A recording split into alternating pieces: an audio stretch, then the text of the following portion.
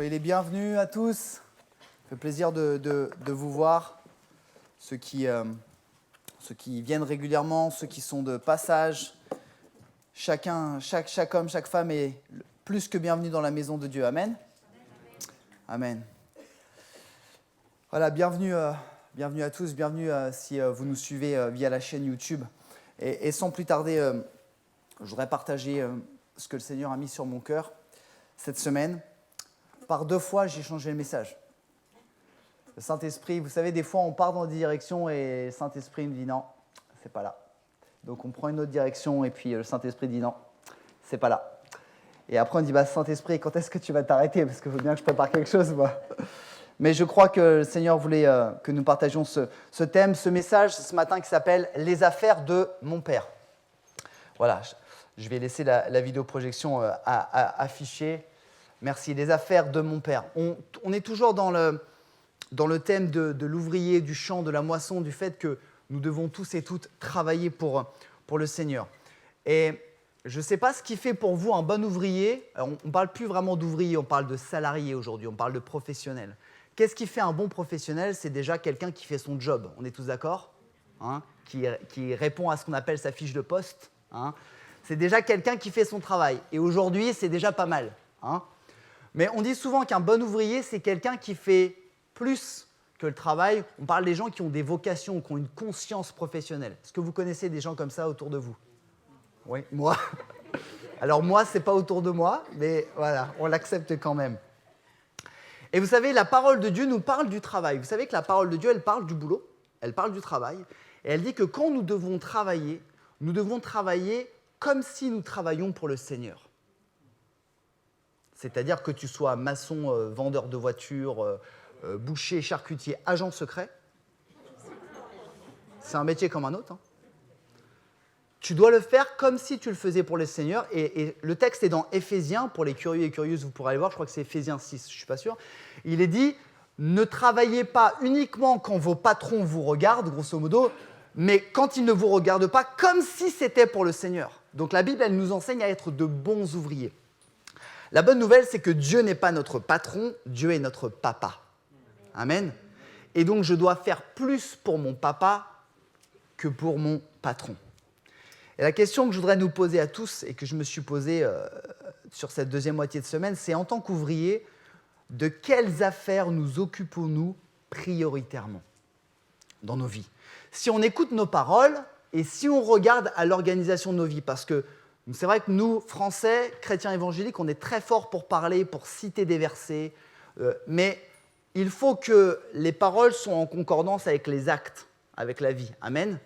Et souvent, il y a quand même des décalages. On aime beaucoup dire « Oh, vous savez, on est dans le monde, mais nous ne sommes pas du monde. Nous sommes à part du monde. » Mais quand on regarde ma vie, est-ce que c'est la vérité? Hein, souvent. On aime bien ce texte, mais est-ce qu'il y a vraiment une différence? Vivons-nous ce que nous déclarons. Et je voudrais partager un texte avec vous ce matin. On va lire une partie et je vais vous paraphraser le début parce que c'est un long texte. C'est dans Luc 2, 42. Et il nous est expliqué que chaque année, les parents de Jésus, qui s'appelaient Marie et Joseph, les parents humains, ils allaient à Jérusalem pour célébrer la Pâque. D'accord? Tous les Juifs se rendaient à Jérusalem pour célébrer la Pâque. Et il nous a dit que quand Jésus il a eu 12 ans, c'était un jeune adolescent, et ses parents ont fait comme d'habitude, ils sont allés à Jérusalem pour célébrer ça. Et une fois que la fête était terminée, ça devait durer certainement plusieurs jours, ils sont rentrés chez eux, mais Jésus n'était pas avec eux. Et comme à l'époque, tout le monde voyageait un peu en caravane les uns avec les autres, ils se sont dit, ils doivent être avec des amis, des oncles, des tantes, ils n'ont pas fait attention. Et au bout d'un jour de marche, ça fait quand même, hein, je ne sais pas combien on fait un jour de marche, mais ça fait quelques kilomètres quand même.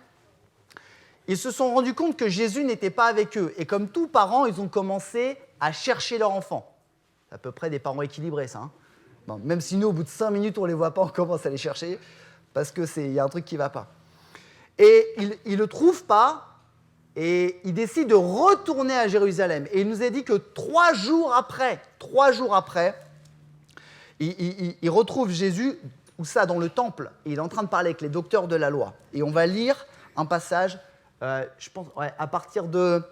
Je vous lis quelques versets avant, et puis vous chopez le train avec moi.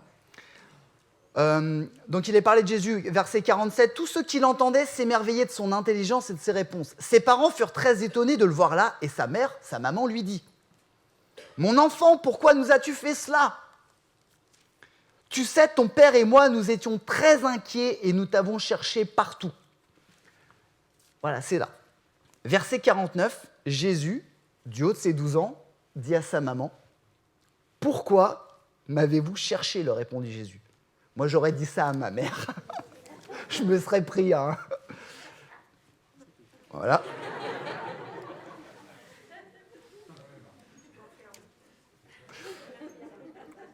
Pourquoi m'avez-vous cherché ?» leur répondit Jésus. « Ne saviez-vous pas que je dois m'occuper des affaires de mon Père ?» Mais ils ne comprirent pas ce qu'il disait. Ses parents ne comprennent pas. Ayons ce matin un raisonnement spirituel un peu logique, parce que l'esprit et la logique, ce n'est pas forcément opposé. Est-ce qu'on est tous d'accord que Jésus est le Fils de Dieu ? Vous êtes tous d'accord ? Si vous êtes là dans ce lieu, ok.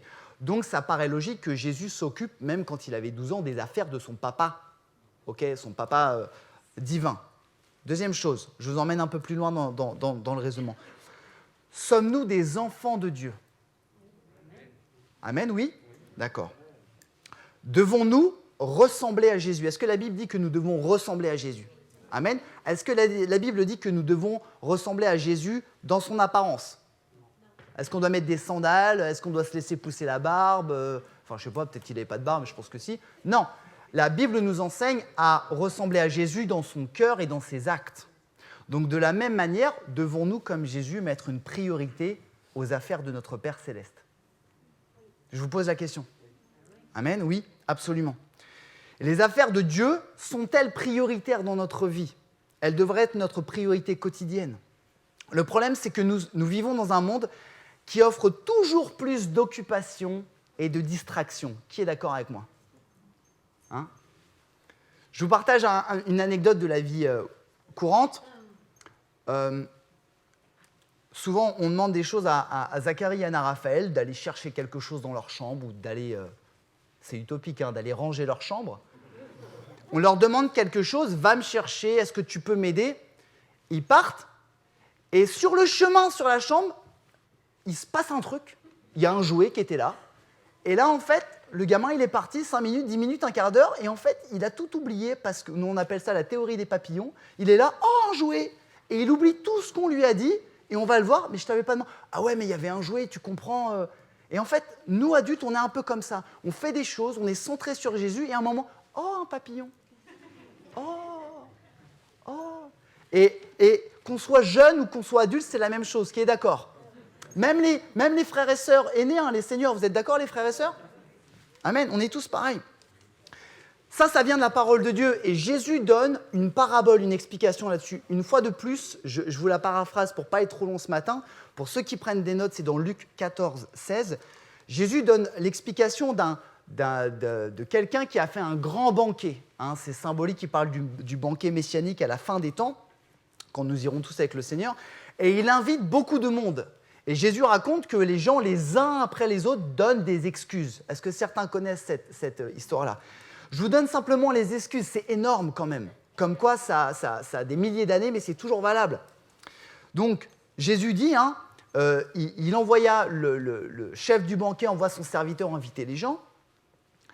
Mais ceux-ci s'excusèrent tous l'un après l'autre. Le premier lui fit dire, « J'ai acheté un champ et il faut absolument que j'aille le voir. » Aujourd'hui, on traduit, j'ai acheté un terrain, j'ai fait construire une maison, je ne peux pas venir, tu sais, ok. Le deuxième lui dit, « Excuse-moi, je te prie, je viens d'acquérir 5 paires de bœufs et je m'en vais les essayer. » Les bœufs à l'époque, c'était les voitures rouges aujourd'hui. D'accord ? Une paire de bœufs, petite voiture, 5 paires de bœufs, c'est un V5, c'est... Ok ? Énorme. Troisième, « Excuse-moi, je te prie, je viens de me marier, il m'est donc impossible de venir. » Comme s'il est handicapé depuis qu'il est marié, quoi. Alors, je pense que la culture disait on doit honorer sa femme, rester avec son mari. Et frères et sœurs, pardonnez-moi de vous faire sourire, mais je pense que quand on est détendu, on est plus réceptif. Ces excuses, elles existent encore aujourd'hui. On est tous d'accord avec ça ?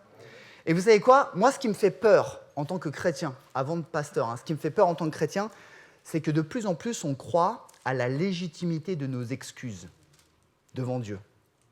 Pour faire passer nos excuses avant celles de Dieu. En disant, ouais, mais Seigneur, tu comprends, j'ai ça dans ma vie et oui, c'est pas possible. Toi, tu passeras en 2e ou tu passeras en 5e. Et c'est un vrai problème. Quelque part, est-ce que c'est pas là qu'on voit la vraie fidélité d'un enfant de Dieu? C'est celui ou celle qui est capable de mettre les affaires de Dieu avant ses affaires. Rappelez-vous, Pierre et André, quand Jésus est allé les chercher et leur a dit suite à la pêche, « Viens et suis-moi, je te ferai pêcheur d'hommes », est-ce que la Bible dit que Pierre et André ont rangé leur bateau, ont vendu le poisson, ont vidé le poisson et après ils sont venus voir Jésus? Non, la Bible dit que aussitôt, ils ont tout lâché et ils sont allés suivre Jésus. Alors, quelles sont les affaires du Père? Vous allez dire, mais ça veut dire quoi les affaires du Père? C'est un peu abstrait, c'est un peu flou. Et je voudrais venir là-dessus ce matin. Frères et sœurs, mes amis, les affaires du Père, c'est le royaume de Dieu et son avancée sur terre jusqu'au retour de Jésus. Et c'est le royaume de Dieu qui doit être notre priorité. Ce texte, je ne sais pas si je l'ai inséré, Eden, Matthieu 6, 33, à mon avis, vous connaissez tous ce texte. Cherchez, premièrement, le royaume de Dieu et sa justice. Et toutes choses vous sont données par-dessus. Ce n'est pas dit chercher le royaume de Dieu. C'est dit chercher premièrement. Si on doit chercher premièrement, il y a forcément quelque chose qui va être mis en balance. Si ce serait facile, ce ne serait pas marqué premièrement. Et on a tous un sacrifice à faire en disant « Mais qu'est-ce qui passe dans ma vie, moi Mathias aujourd'hui, qu'est-ce qui passe dans ma vie avant le royaume de Dieu ?» Et d'ailleurs, c'est pour ça que Jésus est resté à Jérusalem, pour se former, pour parler avec les docteurs. C'est parce qu'il cherchait en premier le royaume de Dieu. Et avez-vous remarqué que Jésus a mis le royaume de Dieu avant sa famille physique? Avez-vous remarqué ça? Pourtant, Jésus était obéissant et soumis à ses parents. Et je viens sur un petit point en disant souvent, on laisse notre famille nous éloigner de Dieu sous prétexte que notre famille est notre plus grand champ missionnaire après Dieu. On est d'accord, hein? Mes frères et sœurs, je suis désolé de vous dire, Dieu est plus important que notre famille. Pardonnez-moi d'être extrême, mais si la famille a une haute importance pour le Seigneur, Dieu est plus important que notre famille. Et Dieu doit venir d'abord. Ça ne veut pas dire qu'on doit délaisser notre famille, hein, attention, hein, mais le Seigneur doit venir d'abord. Et souvent, nous croyants, on dit « Oui, mais tu sais, le Seigneur, il veut que je prenne soin de ma famille, donc je fais ci, je fais ça. » Et on fait des concessions et on met la famille comme excuse. Regardez ce qu'a fait Jésus. Ça ne l'a pas empêché d'être fidèle. Ça ne l'a pas empêché d'obéir à ses parents quand ils sont venus lui dire « Maintenant, tu viens avec nous, ça fait 3 jours qu'on te cherche. » Il a obéi à sa famille. Pourtant, il a mis les affaires de son père en premier. Soyons vraiment sensibles à ça. Et je voudrais voir rapidement avec vous 3 points ce matin qui couvrent à peu près le royaume de Dieu. Le royaume de Dieu, c'est quelque chose d'énorme, mais voilà, pour un message d'exhortation, j'ai ciblé 3 points. Et on va voir que dans la vie de Jésus, Jésus s'est particulièrement investi dans ces 3 points. La première chose, et ce sera le point numéro 1, ce qui est très important dans le royaume de Dieu, c'est la prédication du salut. La priorité, la prédication du salut, le message de l'Évangile. C'est la priorité du Père. L'avancée du royaume de Dieu, elle se fait quand nous prêchons le salut. Je suis sûr que vous allez terminer ce verset que je vais commencer. Car Dieu a tant aimé le monde, afin que ne périsse point, mais qu'il ait, frères et sœurs, Église, vie et foi, vous qui nous suivez, je crois sincèrement que la priorité de Dieu, c'est le salut des âmes. Et ce n'est pas une nouveauté. Hein.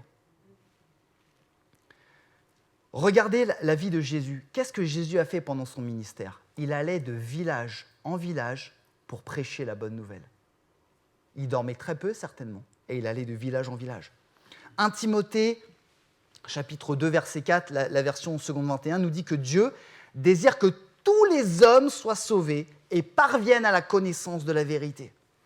Et la question que je nous pose ce matin, c'est cette affaire du Père, là, du salut du monde, que des hommes, des femmes, des jeunes viennent au Seigneur Jésus, fait-elle partie des affaires prioritaires dans ta vie et dans ma vie? Est-ce que c'est une priorité pour toi? Souvent, on se cache derrière les ministères. Vous connaissez les ministères donnés à l'Église par Jésus? Oui. Pasteur, prophète, évangéliste, apôtre, docteur. On se dit, oui, mais ça, c'est le job des évangélistes. Ça, c'est le job de mon pasteur. Ça, c'est le job de mon frère. Oh, lui, il parle aux gens, il sait parler du Seigneur. Et on se défausse complètement. Je crois personnellement que le témoignage du salut, c'est un pack intégré à tous les enfants de Dieu. Est-ce que je peux avoir un amen de ceux qui sont d'accord avec ça? Amen, ouais. Et nous devons avoir une prise de conscience personnelle que c'est notre devoir à tous et à toutes de partager l'Évangile. Je ne sais pas si j'ai mis ce texte dans Romains 10, 12. Ouais, je voudrais lire avec vous. Ça résume bien ce que je partage avec vous. Paul dit, en effet, il est écrit, tous ceux qui feront appel au Seigneur seront sauvés. C'est pas magnifique ça? Tous ceux qui feront appel au Seigneur seront sauvés. Il y a des gens qui ont fait appel au Seigneur là? Moi j'ai fait appel au Seigneur. Amen? Ok, on est sauvés alors. Mais comment feront-ils appel à lui s'ils n'ont pas cru en lui? Et comment croiront-ils en lui s'ils ne l'ont pas entendu? Et comment entendront-ils s'il n'y a personne pour leur annoncer? Et comment y aura-t-il des gens pour l'annoncer s'ils ne sont pas envoyés? Frères et sœurs, mes amis, ce texte nous montre clairement que Dieu nous envoie tous et que nous devons tous partager ça. Parce qu'on peut prier pendant des années que notre voisin il donne son cœur au Seigneur, mais si on ne témoigne pas à un moment donné, sauf si le Seigneur se révèle à lui. Mais il n'y a pas que ça. Sur 72 disciples que Jésus a envoyés, vous savez que Jésus a eu 12 et 72 disciples. Alors voilà, selon les théologiens, il y en a qui disent 70, 72. On n'est pas là pour parler les chiffres, parce que parler les chiffres, c'est perdre du temps, clairement. Sur 72 disciples, combien ont été envoyés par Jésus pour prêcher la bonne nouvelle? 72. Il n'a pas dit, bon, 60, vous partez, les 12, vous restez, il y a un peu de la cuisine, un peu de... Il a envoyé tout le monde. Tout le monde. Ce matin, j'ai demandé à mon frère Alexis de nous compter. On est 80 ce matin. 80. Combien sur les 80 d'entre nous prêchons-nous la bonne nouvelle? Je nous pose la question ce matin. Jésus a envoyé tous ses disciples. Et je fais juste un point pour vous dire que j'ai été très encouragé dimanche dernier lors du dimanche de la rencontre. Le dimanche de la rencontre, c'est un événement que nous faisons toutes les 5-6 semaines pour inviter nos amis, nos familles à écouter le message de l'Évangile. Et en tant que pasteur, j'ai vraiment été encouragé parce que l'assemblée était pleine. Je ne sais pas si certains d'entre vous étaient encouragés. Et moi, j'étais encouragé parce qu'il y a des frères et sœurs qui ont invité des amis, de la famille, et mon cœur a été réjoui parce qu'il y a des hommes et des femmes qui ont entendu pour la première fois le message de l'Évangile. Moi, j'ai envie de dire « youhou » quoi. Avec deux H, youhou. Ok. Et gloire à Dieu, et je vous encourage. Et d'ailleurs, le prochain dimanche de la rencontre, il y en aura un en avril, et on recommence. Et je vous encourage. Mais est-ce que ça veut dire qu'une personne, pour rencontrer le Seigneur, doit forcément venir dans une église évangélique et écouter une prédication? Non! Non! Sortons de cette idée religieuse. Bien sûr, c'est un lieu privilégié, bien sûr. Mais la personne peut entendre la prédication de l'Évangile n'importe où grâce à ta bouche et à ton cœur bien disposé. Amen. Est-ce qu'on est conscient de ça? Et ça, frères et sœurs, c'est l'affaire prioritaire de notre Père. C'est une affaire du Père, la prédication de l'Évangile, le fait de dire que Jésus est vivant et qu'il veut tous nous sauver. Deuxième, vous êtes toujours avec moi? Donnez un petit coup de coude à votre voisin s'il s'est endormi. Un petit coup de coude. C'est marrant quand je dis ça, tout le monde se réveille. Tiens, je vais régler mes comptes. Tiens, tu m'as pas mal parlé vendredi. Et bim. C'est pour ça qu'il y a des gens qui s'isolent en fait. Ils ne veulent pas prendre de coups de coude. C'est pas mal. La deuxième affaire du Père, c'est le fonctionnement et le développement de l'Église avec un grand E. Regardons la vie de Jésus. Jésus, pendant ses 3 ans et demi de ministère, il a passé énormément de temps, voire tout le temps, avec ses disciples.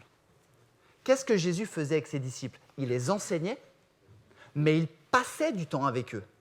Il mangeait avec eux, il Il devait rire avec eux. Il devait même danser avec eux lors des mariages. On est d'accord. Il a passé du temps. Jésus et les disciples, c'était quoi? C'est l'Église. Et il passait du temps avec l'Église. Alors bien sûr, on parle de l'Église mondiale, mais l'Église au niveau local. Et peut-être certains d'entre vous ce matin disent, mais pourquoi l'Église, ce serait l'affaire du Père, puisqu'il veut sauver le monde? Nous, l'Église, c'est bon, c'est terminé. Non, parce que le Père veut utiliser l'Église. Si l'Église est forte, vous savez que symboliquement, l'Église est comparée à une mariée dans la Bible. Si l'Église, elle est forte, elle est belle, symboliquement, elle va pouvoir mieux accomplir la mission que Jésus a donnée à ses disciples. La mission de prêcher la bonne nouvelle, la mission d'aimer les perdus, la mission de nous encourager mutuellement pour grandir tous ensemble. Amen. Qui croit ce matin que la personne qui est à sa gauche ou à sa droite est un moyen de bénédiction pour qu'on puisse grandir? Vous le croyez? Amen. Toi qui es à côté de ta femme, est-ce que tu crois que ta femme peut t'enseigner? Merci Esaïe. Ma sœur, est-ce que tu crois que ton mari peut t'enseigner? Oui, absolument. Exhortez-vous les uns les autres. Et arrêtez de dire, ah ouais, mais... Hein? C'est plus dur entre mari et femme, hein. C'est dur. Hein. Et moi, le Seigneur, il nous équipe pour ça.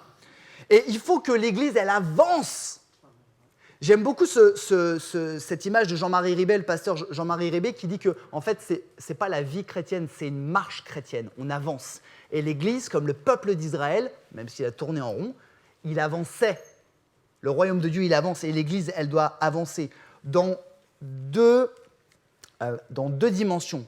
La première, c'est le fonctionnement de l'Église au niveau organisationnel et matériel. Oui, je suis en train de parler du ménage.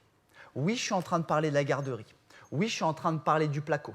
Oui, je suis en train de parler de la technique. Pourquoi? Laissez-moi vous expliquer, ou d'essayer de vous expliquer.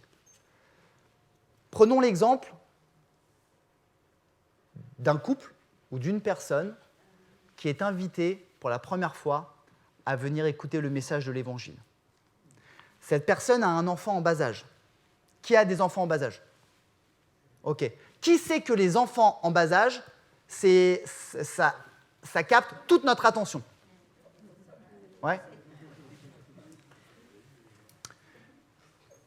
S'il y a des frères et des sœurs pour servir au sein de l'église locale, pour s'occuper des petits-enfants, et que cette personne vient dans un rassemblement d'église et qu'on lui dit à l'espace d'accueil, écoute, il y a une garderie où ton petit va pouvoir jouer.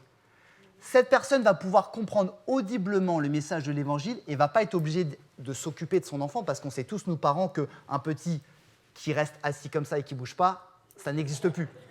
D'ailleurs, ça n'a jamais existé. Enfin, ça dépend. Enfin, nous, à notre époque...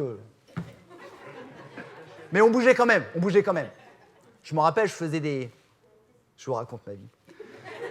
Je faisais des châteaux de cartes avec les chœurs et cantiques. Il ne fallait pas que ça tombe. Comprenez le sens spirituel. Si tu t'investis dans l'Église et tu fais un service purement matériel, tu fais une œuvre spirituelle. Parce que pendant que la personne ne va pas s'inquiéter de « Ah, mon petit, ma petite, il fait du bruit, il court partout », il va être complètement libéré pour écouter le message de l'Évangile. Je vous invite à faire cette gymnastique avec tous les services de l'Assemblée. Ça marche pour tous les services. Si les toilettes sont propres et que ça sent bon, les gens seront dans de meilleures conditions. Si la musique est bien réglée, les gens ne feront pas ça. Si les gens sont accueillis, ils seront touchés. Et là, on est dans un fonctionnement matériel, mais avec un impact spirituel. Voyez-vous? Vous me suivez? Et ça, c'est une affaire du Père, parce qu'il veut que l'Église avance, et pour que le message de l'Évangile, il faut lubrifier tous les rouages.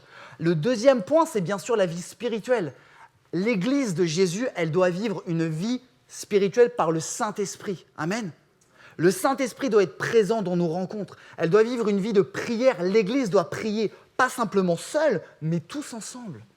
Et ce qui va faire que l'Église va être grande, belle et puissante, c'est qu'elle va vivre et nous allons nous exhorter les uns les autres et pour grandir.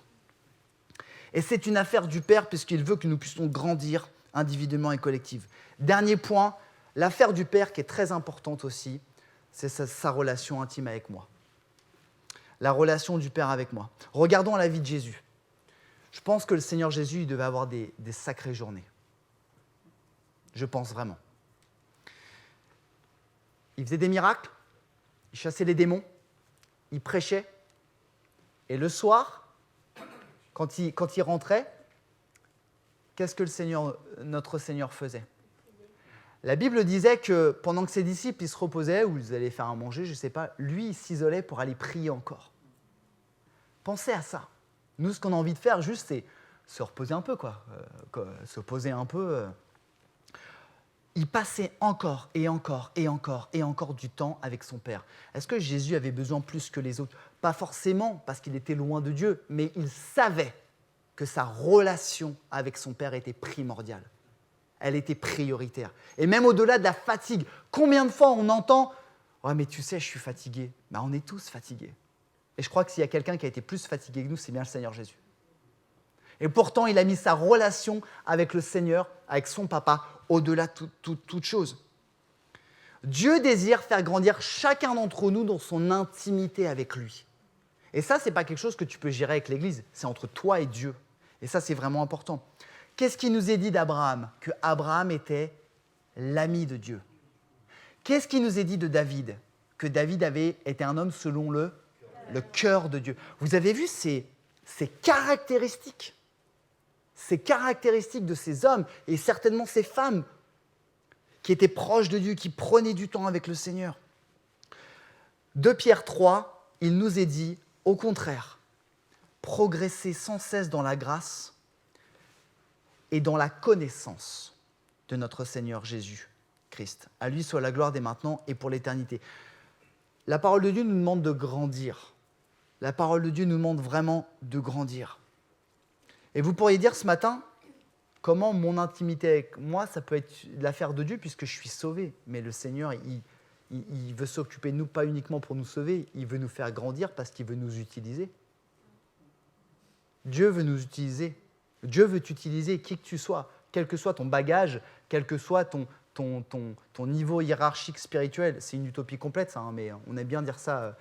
Voilà, quel que soit ton CV chrétien, que tu sois converti au 21e, au 20e siècle, peu importe, Dieu veut t'utiliser.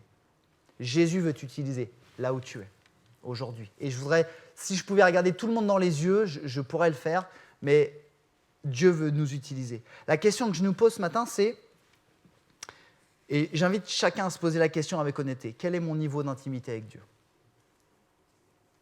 Posons-nous la question. Quel est mon niveau d'intimité avec Dieu ? Que se passe-t-il quand je mets une priorité à ma relation personnelle avec Dieu ? Je le connais mieux. Si je le connais mieux, j'identifie mieux ses affaires et je perds moins de temps, comme le peuple d'Israël qui a tourné pendant 40 ans. Je grandis, je change, je progresse et Dieu m'utilise de plus en plus. Donc les affaires du Père, c'est également que je puisse grandir avec lui. Et je voudrais conclure. Je ne voudrais pas aller plus loin. Vous savez que ce qui est magnifique, c'est dans la Bible, il est dit que nous sommes les ouvriers. Hein, ça fait bientôt plus de 2 mois qu'on prêche dessus, qu'on enseigne dessus. Mais Jésus, en fait, il ne nous appelle plus ses serviteurs et ses ouvriers, il nous appelle ses amis. Et dans Jean 15, Jésus dit que la différence entre un ouvrier et un ami, c'est que l'ouvrier, il n'est pas au courant des affaires. L'ouvrier, on lui dit « tu fais, il fait ». Sauf que Jésus, en fait, on est ses amis et il nous tient au courant des affaires du Père. Je voudrais vous lire ce passage pendant que je conclus. « Je ne vous appelle plus serviteur parce qu'un serviteur n'est pas mis au courant des affaires de son maître. Je vous appelle mes amis. » C'est la suite qui est importante. Parce que je vous ai fait part de tout ce que j'ai appris de mon Père. Seigneur Jésus, il nous fait part, ce matin peut-être par un rappel, mais par la parole de Dieu, il nous fait part de tout ce qu'il a appris de son Père. Et ce qu'il a appris de son Père, je crois que c'est le royaume de Dieu. Il doit avancer, il doit grandir. Notre Dieu est digne de louange et il mérite qu'on puisse le servir de tout notre cœur et lui donner toute notre vie. Ce matin, chacun d'entre nous, pouvons-nous et voulons-nous dire comme Jésus face à notre vie, ne savais-tu pas que je devais m'occuper des affaires de mon Père. Sommes-nous capables de le dire? Voulons-nous le dire? Sommes-nous capables de dire, ça c'est important dans ma vie, mais ce n'est pas plus important que Dieu? Je vous pose une dernière question. Qu'est-ce qui est plus important que Dieu dans ta vie? Si tu dis rien, gloire à Dieu. Par contre, il faut que ta vie elle soit en correspondance avec ce que tu dis. Et souvent, moi le premier, on professe des choses et on ne les pratique pas. Et le Seigneur a vraiment travaillé mon cœur là-dessus en disant, les affaires du Père, Seigneur, notre vie, elle est pour toi. Notre vie, elle est pour toi. Est-ce qu'on peut prier ensemble? Est-ce qu'on peut se mettre devant le Seigneur ce matin?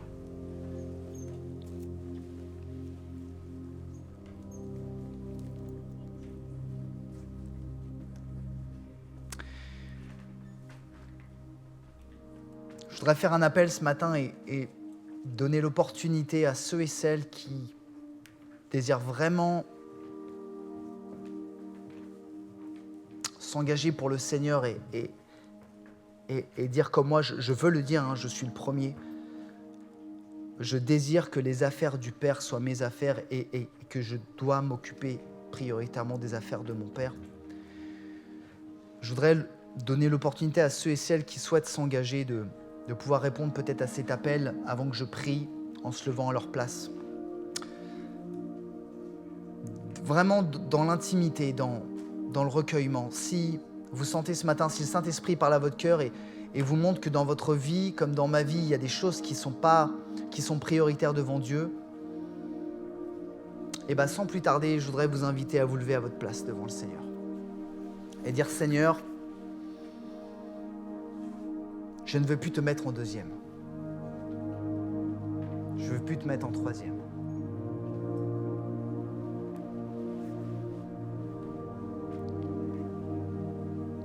Moi, je suis debout, non pas parce que je suis pasteur, je suis debout parce que je sens dans ma vie que le Seigneur n'est pas encore à la première place dans tout ce que je fais.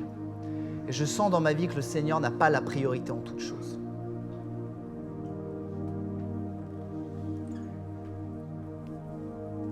Et je voudrais que nous qui souhaitions nous lever, nous puissions le faire d'abord dans un élan de repentance en disant « Seigneur, je te demande pardon. Je te demande pardon, Seigneur, parce que je me suis fait distrait par la vie, par les circonstances. Et Seigneur, je te demande pardon en sachant que tu m'as déjà pardonné. Et Seigneur, aujourd'hui, je te demande avec mes frères et sœurs qui sont là, qui ont répondu à cet appel, je te demande, mon Dieu, de nous donner la sagesse du Saint-Esprit, le discernement pour que nous puissions avoir la foi de dire que dans notre vie, les affaires de notre Père Céleste sont prioritaires.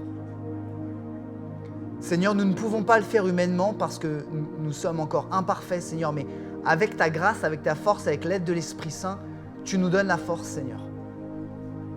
Et je sais par la foi que tu vas nous aider. Et je te prie pour chacun d'entre nous, Seigneur. Je te prie qu'à partir d'aujourd'hui, la prédication de l'Évangile, l'œuvre de l'Église, la relation d'intimité avec notre Dieu soit une priorité dans notre vie. Que nous puissions être de véritables disciples de Jésus et que nous puissions voir dès aujourd'hui, dès demain, les fruits que cette position de cœur entraîne, Seigneur. Je te prie, Seigneur, et je te remercie pour ces instants que nous avons partagés. Seigneur, tous ensemble, nous voulons te dire, à toi seul soit la gloire, Jésus. À toi seul, Seigneur, toute notre vie est tournée vers toi, Seigneur. Notre vie n'a pas de sens si elle n'est pas tournée vers toi, Jésus. Viens encore te révéler à nos vies et viens te manifester, Seigneur Jésus. Que ton nom soit béni. Amen. Amen. Merci à tous. Je laisse la...